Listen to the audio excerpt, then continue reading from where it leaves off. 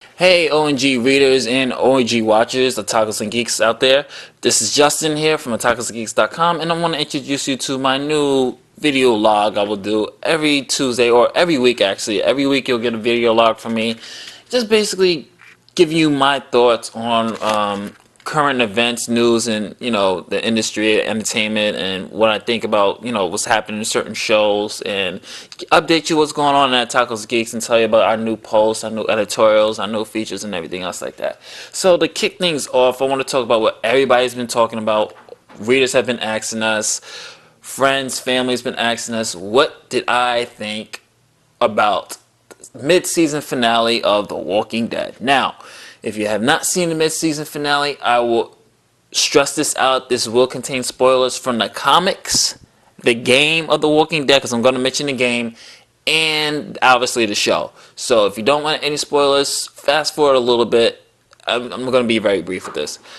I thought the mid-season finale was great. I feel like so far season 4 has been, it's been a different type of Walking Dead. I thought after a very strong season 3 that it will be not hard to top, but it's going to be a little difficult. It had to slow down to keep, slow down the pace a little bit. So I did like the fact that, the illness was a factor, just to introduce new elements. Because keep in mind, this is the post-apocalyptic world out there, and we need to show how these people do get sick and people do die from illnesses. So it was nice to have this little Oregon Trail feel. Yes, I mentioned Oregon Trail because that's what it actually reminded me of. If you don't know Oregon Trail, you can look it up. It's a great game that I used to play back in the days. I felt that Hershel's death was predictable, and that's the reason why I say that is because his death was predictable due to the previous episodes where Hershel shined. Hershel, the writers and the creators made it purposely for you to get invested in Hershel, to love Hershel, especially when he was taking care of the illness, taking care of Glenn, taking care of everybody in the prison that was sick, that he chose to stay behind, sacrifice his well-being. And you really started to feel for Hershel. You really connected with him. You got attached, and that was the plan, for you to get attached so they could take him away. Number one rule when watching The Walking Dead, number one rule when playing The Walking Dead, and number one rule of reading The Walking Dead, do not get attached to any character. These guys are expendable. These men and women are expendable. They will go in a heartbeat. And I thought what they did was clever, and the way he did his death, the way he got beheaded, for those who are not aware of the comic books, that death was originally the death of Tyrese. The governor in the comic books captured Tyrese. He asked Rick to open up the doors, open up the gates for the prison. Rick refused. Tyrese got his head cut off just like Hershel. Same way happened to Hershel, only this time Rick did a phenomenal speech about, I was moved. I've been frustrated with the Rick character for a while now because he's just still in this depression mode. He's not being the leader that we all know him to be, but I love the fact that the character had to go through this to regain some of that leadership and be the leader that we know that he's going to become.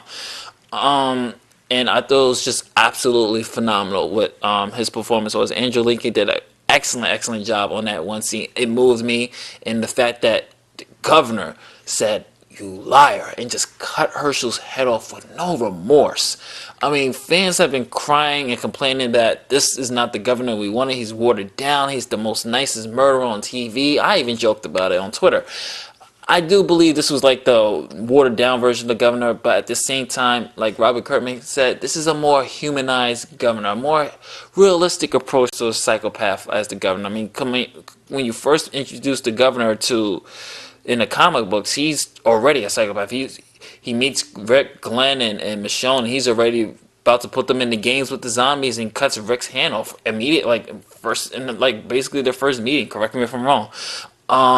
But this governor, I did like his portrayal. It's more realistic. It's more, it's usually the most kindest, gentlest person. You would not expect him to be this psychotic person.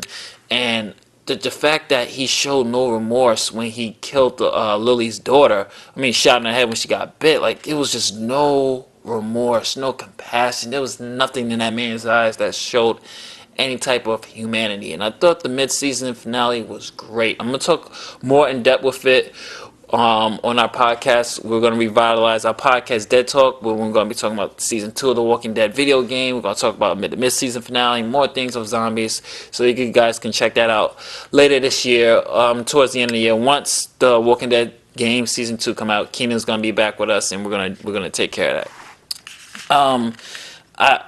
Another thing I gotta definitely talk about, which I thought was pretty great. Fans have been asking us what anime should they be watching. Honestly, I've been so busy and running around. I have like 2 jobs now, so I'm just running around all over the place. And when I get time, I'm able to watch anime. But what I'm watching right now, you guys, I'm watching Zetman, which you're gonna see the review on that on ONG pretty soon. And I'm watching Excel World, which I thought was just a nice concept. Zetman is a really good anime. I love the animation on it. It's just about these two. I want to save it. I'm gonna save it for the review, but I would just say that it's a really good anime to watch. I truly did enjoy it. Let me just say what's new happening at ONG for those who want to check it out. We have a great article on ONG right now, which is called The 5 Reasons Why Ben Affleck Will Be a Great Batman. I go in depth on why I think Ben Affleck will be a really good Batman. And just to give you a couple of reasons, just to take a little bit from the article, my favorite reason is that 2003 Ben Affleck is not 2013 Ben Affleck. I mean, we've heard geeks constantly keep saying, "Oh, he can't be Batman because he's Daredevil. The role on Daredevil, he did so horrible." It's not fair to base somebody's flops and past performances on a future performance, especially if they have matured as a filmmaker, especially if they've grown as an actor. I mean, hell, even Denzel Washington has flops. Anybody remember Virtuosity with Russell Crowe? Yeah, remember that? Yeah, and Russell Crowe's in Virtuosity, right? No one said, hey, he can't play Jor-El. So, I mean, I think it's just unfair how they're treating Ben Affleck and how much heat he was getting from the geeks. It's like, you gotta give the guy a chance. You can't judge somebody based on one solid performance. One performance can make or break somebody's career, but one performance shouldn't make or break somebody's career, especially if it's in like their early years, or it was his first time as a superhero. I mean, so that's like not giving Ryan Reynolds a second shot at Green Lantern. I thought he was pretty decent as Hal Jordan. It's just that the script and the direction wasn't great, and that's why that movie flopped. So definitely, you guys can check that out. I'll put the link on the bottom right there. 5 reasons why Ben Affleck would be a great Batman. Also, I just want to give a big congratulations to our staff member Lenny, who released her first, well, not her first book. She released the second edition of her book, First Brood, The Dream Hunters, and you guys can check that out. Also put a link there. It's really pretty damn good. Also want to talk about one more thing before I wrap this up, because I don't want to run too long on this. The Captain America trailer, The Winter Soldier. I cannot wait for that. That is going to be, I think, it's going to be the best movie out of what Marvel's put out in a while. I think a lot of people are sleeping on Chris Evans as Captain America. I think a lot of people are sleeping on the Captain American movie franchise. I personally think it's better than Iron Man. I personally think it's better than Thor. I think it has more backstory. I think it has better characterization. I think the production is better. I think it has more of a serious tone compared to Iron Man 3 and compared to Thor. I think it's more of a more serious movie, and I think that's why I'm really waiting for the Captain America movie.